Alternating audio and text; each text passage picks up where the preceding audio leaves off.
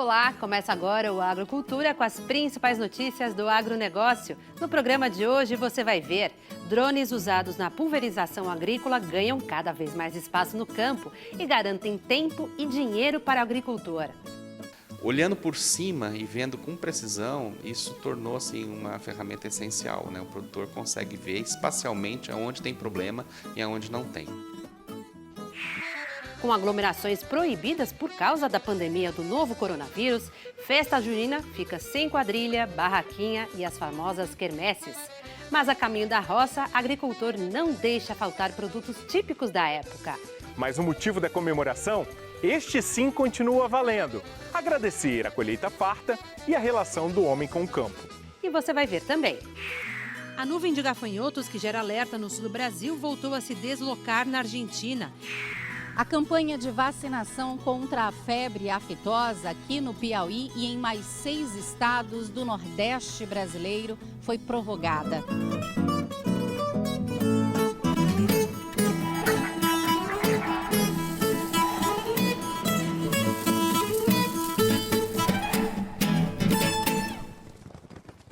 O São João de Campina Grande, na Paraíba, o Bumba Meu Boi, em São Luís do Maranhão, o São João de Caruaru, no Agreste Pernambucana. Festa junina este ano vai ser sem quadrilha, sem bandeirinha colorida e sem forró e folia. Só uma coisa não vai faltar. No caminho da roça, o agricultor não arreda o pé da lavoura. Mesmo com a pandemia do novo coronavírus, produtos típicos da festa junina, como milho e amendoim, estão garantidos.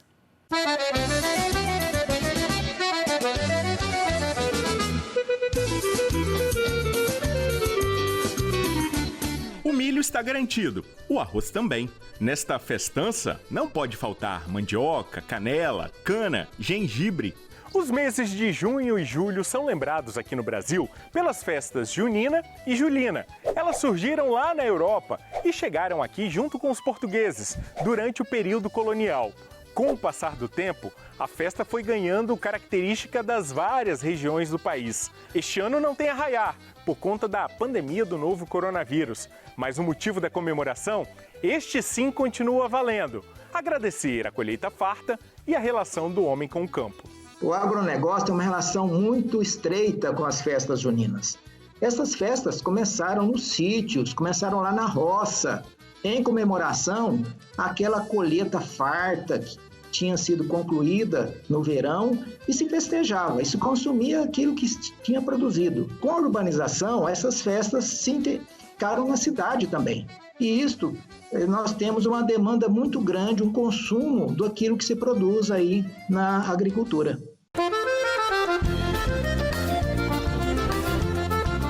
Do Pampa Gaúcho vem o arroz.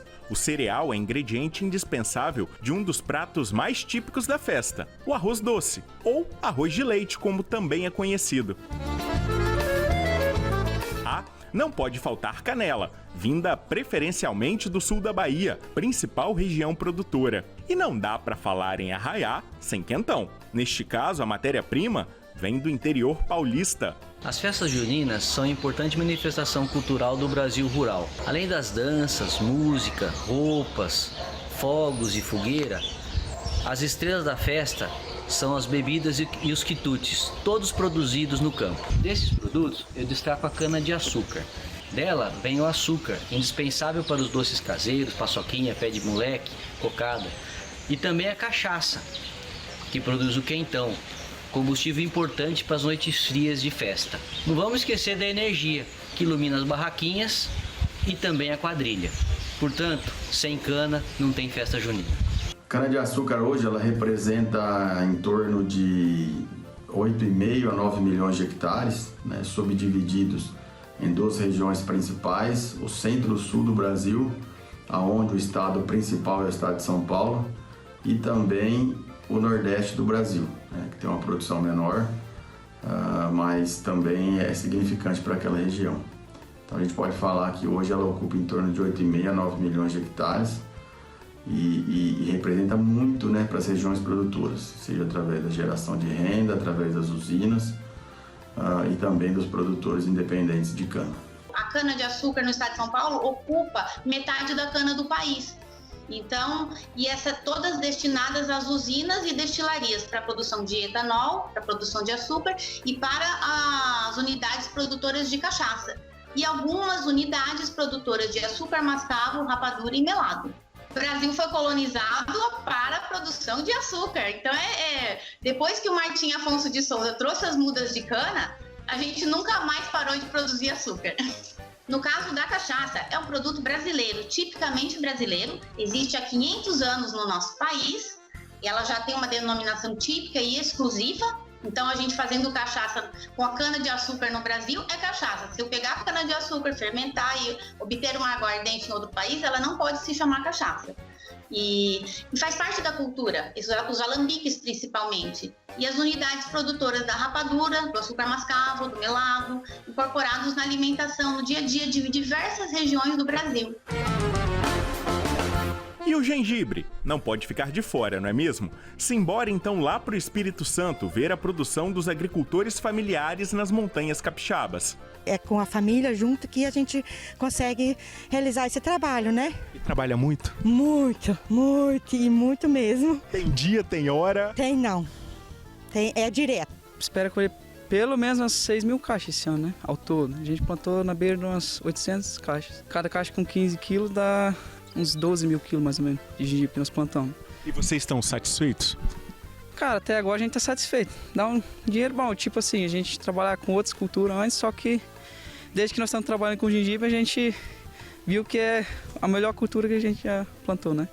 O gengibre encontrou aqui nessa região do Espírito Santo, Santa Maria, Santa Leopoldina, um campo perfeito para a sua produção. O estilo de agricultura que é praticado aqui, agricultura familiar, com pequenas propriedades. Essa propriedade tem 5 hectares só, grande parte ainda está em mata, mas em pequenas áreas você tem grande produtividade. E o povo pomerano, o povo daqui, tá? É muito trabalhador. Sábado, domingo, feriado, precisou fazer algum serviço no gengibre, eles largam tudo e cuidam do gengibre como se fosse o jardim da casa deles, né? Então encontrou aqui o estilo de mão de obra perfeito, né? Tipo de solo, temperatura também é muito importante. O gengibre precisa do inverno, do frio, para poder quebrar o ciclo dele. Isso normalmente acontece nos meses de junho, julho, agosto aqui, para ele atingir o grau de maturação. Então ele encontrou todos os ingredientes para se desenvolver bem aqui. Arraiá sem mandioca não é arraiá. A turma do centro-oeste do país sabe bem disso. Eles estão buscando variedades cada vez melhores para garantir boas safras. Estamos aqui numa área de um cooperado onde temos a parceria de multiplicação dos novos materiais com a Embrapa. Então nós estamos aqui com 2 materiais, que é a BRS 01 e temos a BRS 420. Com esse material a campo, nós esperamos que tenhamos altas produtividades, pelo menos a colheita do primeiro ciclo, com rendimentos de pelo menos aí de amido de umas 700 a 750 gramas. Então são materiais que estamos com grandes anseios a campo, que a gente está trabalhando na multiplicação e estamos esperando ter bons resultados, bons rendimentos junto aos nossos produtores. O grande astro da festa no campo a gente deixou para o final, o milho. O milho é genuinamente nacional, assim como das Américas. Nós não tínhamos, em grande parte do Brasil, derivados de trigo. Nós tínhamos milho, mandioca, e o milho era muito apreciado nessas festas e continua sendo o principal produto que é apreciado nessas festas. E seus derivados. No passado, nós consumíamos mais os derivados. Hoje, nós consumimos também o milho verde, porque graças à tecnologia, à irrigação, nós produzimos milho hoje durante todo o ano. Ao contrário, lá de trás, se consumia apenas no verão, se produzia, desculpa. Então, hoje, nós temos uma produção o ano todo. Com isso, nós incorporamos o milho verde e os derivados do próprio milho verde na festa junina. Sem dúvida, o alimento mais versátil do arraiá. As espigas de milho colhidas secas, elas podem ser processadas e produzir, por exemplo, canjica, produzir amido, que nós temos processado hoje na nossa cozinha. Nós podemos ter, no caso do milho pipoca, esse milho, no momento ali do consumo, ele é processado, que na verdade é estourado, né? E nós o consumimos. E além disso, nós temos o milho verde, que chega e ele transforma em pamonhas, em curau, e em bolos também, que é muito consumido nas festas juninas. E não dá para terminar a reportagem sem saborear um típico bolo de milho. A receita vem lá da Paraíba. Olá, pessoal! Eu sou o chefe compadre João, aqui da Paraíba. Com muito prazer e muito orgulho de Campina Grande, essa terra maravilhosa que cedia o maior e o melhor São João do mundo. Se liga que eu vou me dirigir para a cozinha para a gente realmente fazer esse passo a passo de um bolo de milho, de um bolo de fubá. Eu vou usar 3 xícaras de flocão de milho. Vou usar 250 gramas de manteiga, onde uma parte dela eu vou colocar com um pouquinho de manteiga de garrafa, manteiga do sertão, como a gente queira chamar. Vou levar 3 ovos, 2 xícaras de açúcar, uma colher de sopa de fermento para bolo, tá certo? Uma pitadinha de sal, um copo de leite. A gente vai bater tudo isso, tá certo? Vai untar uma forma e vai colocar num forno a 180 graus e esperar ele ter aquele cheirinho do bolo de fubá com uma xícara de café para a gente prosear daqui a pouco.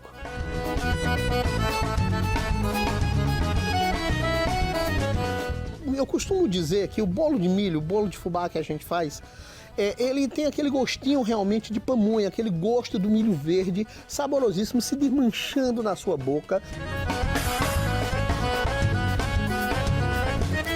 E eu deixo aqui esse meu convite, vem pra Paraíba, vem pra cá!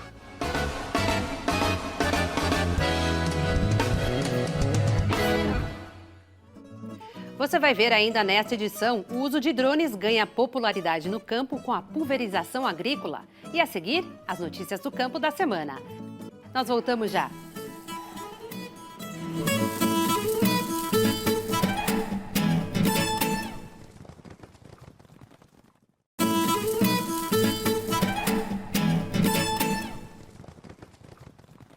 Confira agora as principais notícias do campo.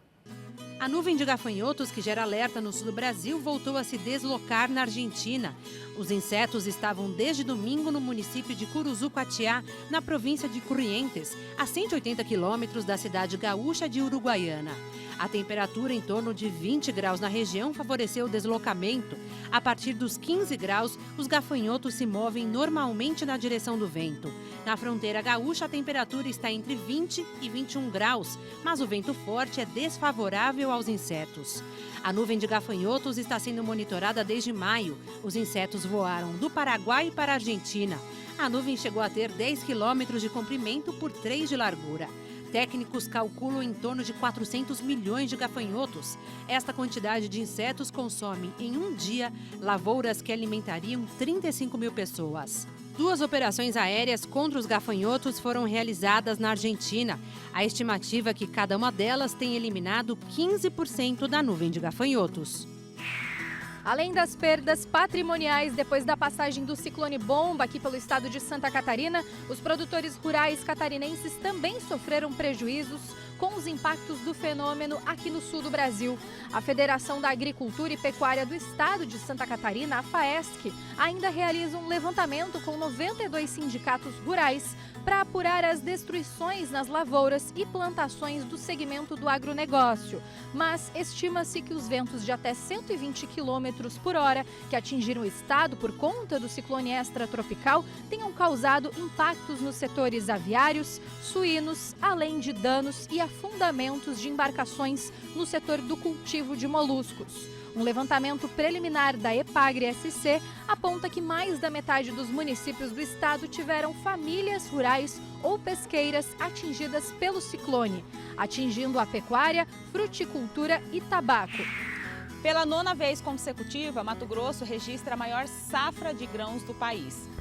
Conforme o 10º levantamento da safra de grãos 2019-2020 da Conab, a produção matogrossense atingiu um volume de 73,75 milhões de toneladas. A atual safra de grãos cresceu 9,3% em relação à anterior, superior à média nacional. Este resultado foi direcionado pela soja, milho e algodão. Em Roraima, pela 3ª vez consecutiva, a expectativa é que a produção de milho bata recorde em mais uma safra, com 971,5 mil toneladas na temporada 2019-2020, o que, segundo a Companhia Nacional de Abastecimento, representa um crescimento de 4,5% em relação ao ano anterior. O volume da produção também triplicou.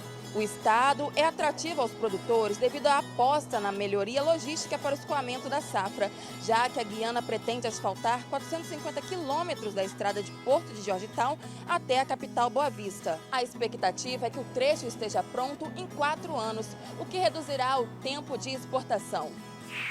A campanha de vacinação contra a febre aftosa aqui no Piauí e em mais 6 estados do Nordeste brasileiro foi prorrogada.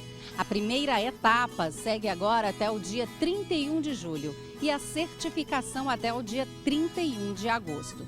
Em todos os momentos, da aquisição da vacina nas revendas ao ato da vacinação e a entrega de toda a documentação necessária para a certificação, os criadores devem estar atentos e devem seguir todas as orientações das autoridades sanitárias e manter distanciamento, usar máscara e higienizar sempre as mãos. Tudo para evitar a propagação da Covid-19 entre produtores e seus colaboradores. Aqui em Goiás, os números do agronegócio bateram recorde em junho. Por aqui, 85% das exportações foram do segmento de acordo com dados da Secretaria de Agricultura. As exportações somaram mais de 650 milhões de dólares, um aumento de 60% em relação a junho de 2019. Já o acumulado deste ano somou 3,2 bilhões de dólares, um aumento de 28,7% em relação ao mesmo período de 2019. O principal destino desses produtos é o mercado chinês, que compra principalmente a carne bovina, o açúcar e a soja goiana, que é responsável por quase 70% do total das exportações. As exportações brasileiras de carne suína totalizaram 96 mil toneladas em junho, segundo a Associação Brasileira de Proteína Animal. O número supera em 50% o volume embarcado no mesmo período do ano passado, quando foram exportadas 63.900 toneladas. A renda obtida saltou de 138 milhões de dólares em 2019 para 198 milhões agora, um incremento de 43%. No acumulado do ano, as vendas de carne suína seguem 37% maior este ano. Foram 479 mil toneladas entre janeiro e junho de 2020, contra 349 mil toneladas exportadas nos 6 primeiros meses do ano passado. A China é a maior importadora de carne suína do Brasil. A seguir você vai ver, o uso de drones na pulverização agrícola ganha espaço no campo e possibilita a economia de tempo e dinheiro. Nós voltamos já.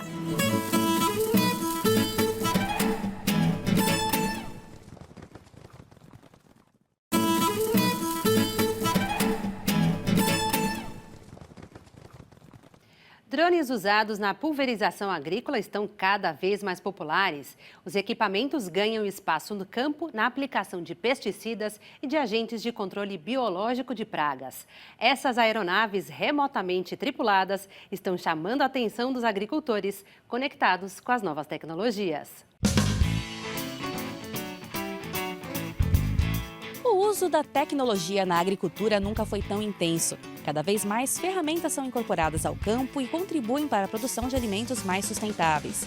O emprego da tecnologia na área rural vai desde o uso do GPS, que dá coordenadas via satélite, até a utilização de aplicativos que monitoram as plantações remotamente, via smartphones, computadores ou tablets. O mais recente salto tecnológico do setor agrícola foi a implantação de drones. Hoje a ajuda vem do céu. É uma tecnologia relativamente recente. Tá? Algo realmente veio a partir de 2006, né, que os drones começaram a se popularizar, ainda estão se popularizando. Então é uma tecnologia relativamente nova e começando a ser incorporada na agricultura e em outros setores. O uso dessas pequenas aeronaves não tripuladas permite monitoramento aéreo, sensoriamento remoto, tem diversas funções. São utilizados para detectar pragas e doenças, falhas de plantio, excesso de irrigação, por exemplo. Ajudam também a localizar quais são as áreas propícias para a semeadura, saber como está o desenvolvimento da lavoura, quais pastos devem ser reformados, localizar e combater desmatamentos, encontrar nascentes de água, descobrir focos de incêndio. E são usados também na pulverização. A nuvem de gafanhotos que se aproximou do sul do Brasil levantou o alerta para a necessidade do uso preciso de defensivos agrícolas no combate aos insetos. Com as medidas de emergência fitossanitárias autorizadas pelo Ministério da Agricultura, a pulverização aérea ganhou visibilidade por meio de aeronaves tripuladas ou de drones.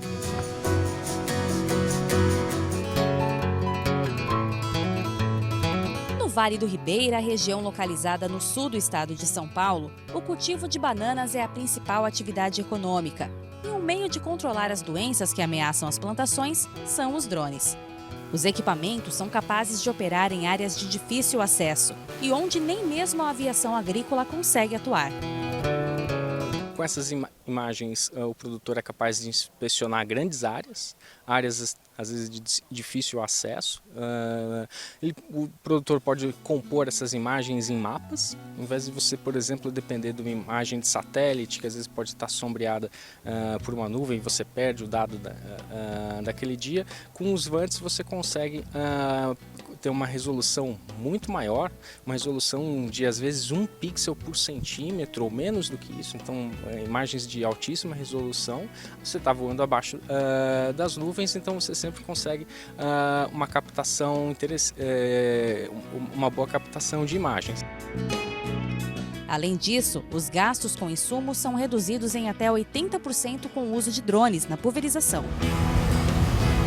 Os drones de pulverização são operados por controle remoto com o equipamento convencional e também por sinal de GPS, a partir de um plano de voo pré-estabelecido. É um trabalho que você tem que ter uma verificação minuciosa da área, porque qualquer obstáculo, por mais que o drone possa ter diversos radares, qualquer obstáculo é passível de derrubar o drone. Então, você sempre vai fazer primeiro uma análise de risco, que é uma análise superficial da área, para depois iniciar um mapeamento. Esse mapeamento também muita gente acredita que vai ser um mapeamento facilitado com um drone, com outro drone que vai fazer fotos aéreas e fazer o mapeamento. Muito pelo contrário. Como você quer ter um mapeamento seguro, esse mapeamento tem que ser um mapeamento a pé. Você fazendo ponto a ponto da área para ter a certeza de cada obstáculo que a área possa ter. Uma vez feito o mapeamento, ele já entra para o seu banco de mapas e, teoricamente, você poderia chegar na área e voar. Toda vez, então, você tem já o mapa do cliente, você pode chegar e voar. Porém, imagina num período desse que a gente está tendo agora de grandes ventos, grandes tempestades estão tendo, isso daí pode alterar a mata ciliar. Faz com que os galhos avancem até 2, 3 metros a mais. E isso já é passível também de derrubar um drone.